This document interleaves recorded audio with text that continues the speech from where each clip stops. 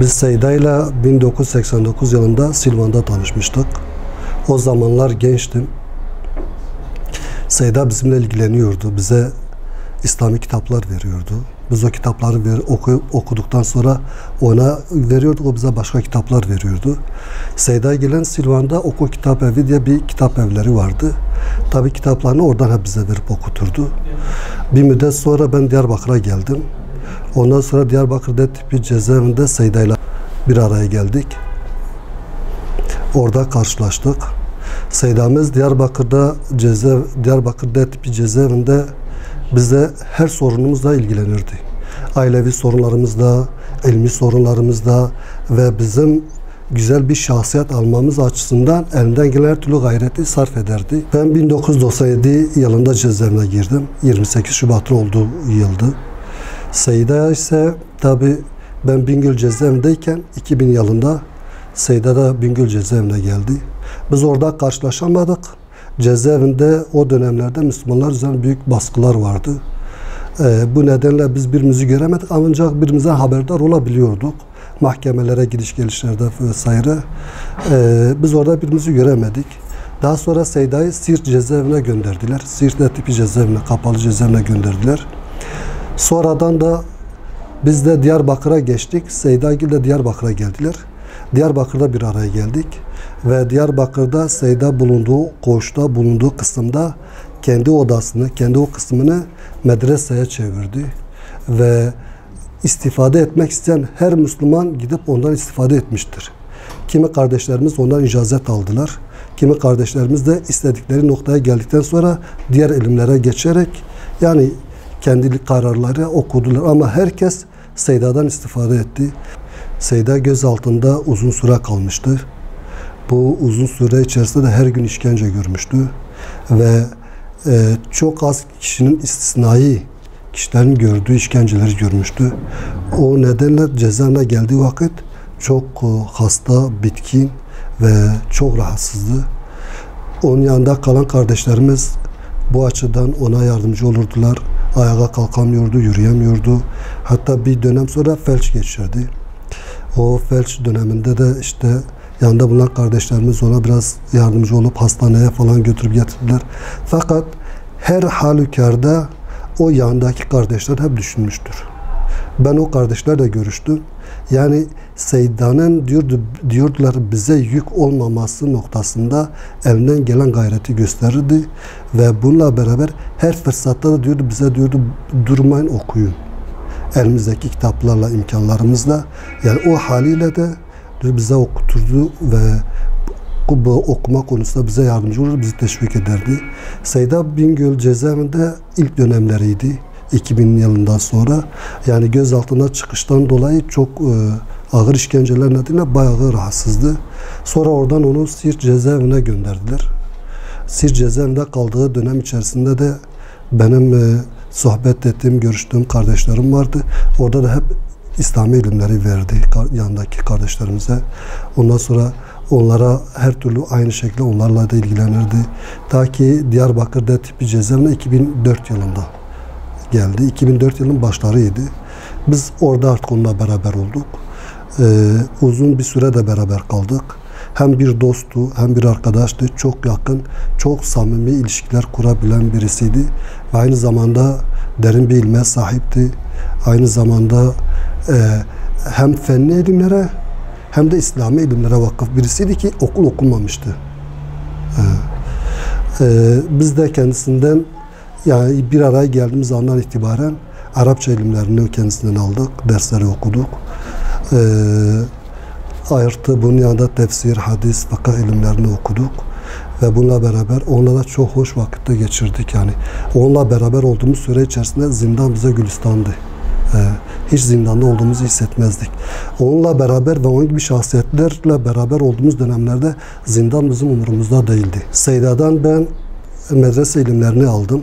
Akaid, tefsir kitaplarından ve gramer diğer kitaplarını falan aldık.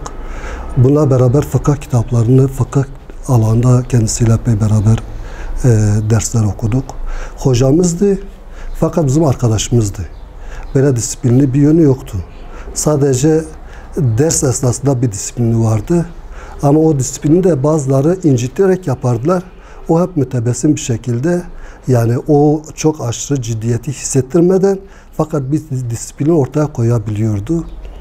Allah kendisine razı olsun. Ben ve benim gibi birçok dava arkadaşımı, birçok Müslümanları yetiştirdi. O Müslümanlar da bugün İslam davasına hizmet edecek seviyeye geldiler. Seyyidamızın başka bir hususuna değinmek istiyorum. Başka bir yönü, ümmetin ittihadı açısından çok kendine dert ederdi ve bu konuda ne yapabileceği konusunda bazen bizlerle sohbetler yapardı. Yani ümmetin dağılmışlığı, ümmetin içindeki tefrikaları, İslam alimlerinin nasıl bir ara bir noktada buluşturabileceğimizi konusunda sürekli bizlerle sohbetler yapardı. Hatta böyle bir esprisi vardı. Diyor ya, elimde olsa ben bu İslam ümmetinin alimlerini bir binaya doldursaydım, onlara derdik, siz hepiniz bir konuda birleşmeyinceye kadar, ittifak etmeyinceye kadar size burada çıkış yok. Çünkü onların ittifak etmeleri, ümmetin ittifak etmesi demek oluyordu. O kadar ki ilgilenirdi ki arkadaşlarla, kendisi defalarca hastalandığı olurdu. Bir seferinde ameliyat olmuştu. O hastalık dönemlerinde dahi kendi şahsi hayatından taviz vermezdi. Arkadaşların dersleri aksamasın, programları aksamasın diye büyük bir enerji sarf ederdi.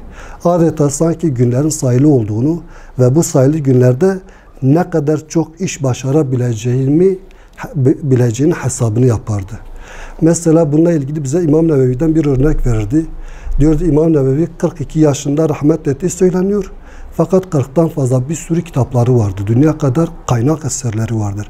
O ömre o kadar eserleri nasıl sığdırabilmiş? Yani bize ondan sık sık örnekler verirdi ki kanaatimce o da bunu kendine böyle, o şahsiyetler kendine örnek almış bir zattı. Cezaevinde bütün kardeşlerimizin, abilerimizin sorunlarıyla ilgilenirdi. Herkesle tek tek ayrı bir diyaloğu vardı. Ayrı bir sohbeti vardı. Ayrı bir ilgi alaka gösterirdi. Ama Seyda gibi birisi bizim için çok değerli, çok önemliydi. Yani Seyda'nın yeri doldurulmayacak kadar bizim nezdimizde değerli bir zattı. Hatta ben şunu diyebilirim, ümmet için ben ondan ümitliydim. Öyle bir şahsiyet, öyle bir zattı. Hem alimdi, hem mücahitti. Yani kimi alimler var, medrese alimleri ilmiyle öne çıkarlar. Kimi Müslümanlar da mesela mücahitlik yönleriyle öne çıkarlar. Ama Seyda'da bu iki hal de vardı, bu iki özellik de vardı. Ve bunu çok iyi değerlendirebiliyordu. Mesela günümüz meselelerini çok iyi değerlendirebiliyordu. İslam ilimlerindeki bizim eski alimlerimiz yazmış olduğu bilgileri, ilimleri alıp bizim günümüze çok güzel uyarlayabiliyordu, yorumlayabiliyordu. Ve bununla beraber aynı zamanda da bir mücahitti. Zindandayken bizler bir araya geldik. Biz Seyda'mızın yerini nasıl doldurabiliriz? Ne şekilde bunun yerini kim doldurabilir? Kendi aramızda böyle istişare ettiğimiz, sohbet ettiğimiz arkadaşlarımız vardı. Şu kanıya vardık. Yani biz birileri Seyda'nın yerini dolduramaz. Ama ancak hepimiz beraber birleşerek o Seyda'nın ancak belki o şekilde onun yerini doldurabiliriz. Yoksa şahsiyet olarak hiç kimse, kanaatimce ve bizce Seyda'nın yerini doldurabilecek kimse yok. Ama beraber el ele verirsek belki o Seyda'nın şahsiyet maneviyatını yaşatabiliriz. Çıkan bir yasayla 10 süre yargılanmış olup uzun süreli yargılanmadan dolayı zindandan çıktı. Tabi Seyda'nın zindandan çıkışı bize büyük bir sevinç, onda büyük bir hüzün yaratmıştı. Ben kendisiyle vedalaştım. Vedalaştığımda hüngür hüngür ağlıyordu. Geride bıraktığı kardeşlerinden dolayı. Ama bizde de büyük bir sevinç vardı. Onun gibi insanların bizce dışarıda olmaları gerekirdi.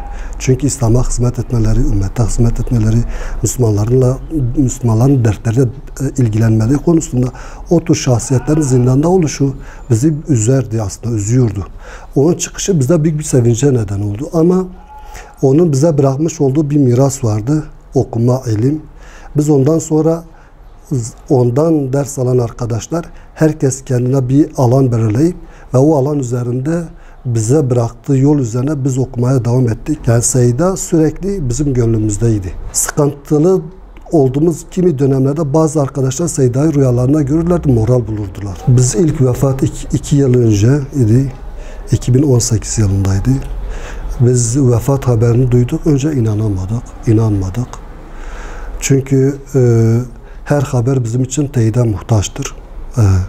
Biraz da belki Seyde'ye olan aşırı düşkünlüğümüzden dolayı da insan bazen hani inanamayabiliyor. Böyle de bir hal içine girebiliyor insan. Yani hem şaşkınlığını hem üzüntüsünü yaşadık. Biz hani insan bunu ifade edemiyor. Çünkü Seyda hem yaşı itibariyle biraz daha gençti. Ve beklentilerimiz de Seyda'dan daha fazlaydı. İslam için, ümmet için onun vereceği hizmetler bizim için çok ayrı bir yeri vardı. Ağlamayan, gözyaşı dökmeyen bence bir kardeşimiz kalmadı Yusufiler olarak. Çünkü biz neyi kaybettiğimizi biliyoruz.